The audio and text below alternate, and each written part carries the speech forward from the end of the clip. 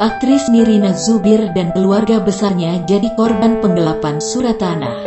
6 sertifikat tanah milik almarhumah ibunda Nirina Zubir yakni Cut Indria Martini yang berada di kawasan Jakarta Barat diubah kepemilikannya oleh asisten rumah tangga, Art, sendiri, Riri Hasmita.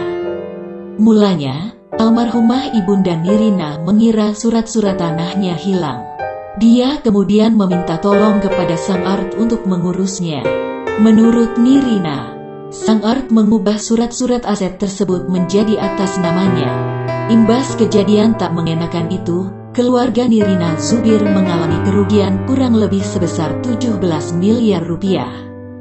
Sampai ibunya meninggal dunia pada 2019, Nirina Zubir baru mengetahui hal tersebut.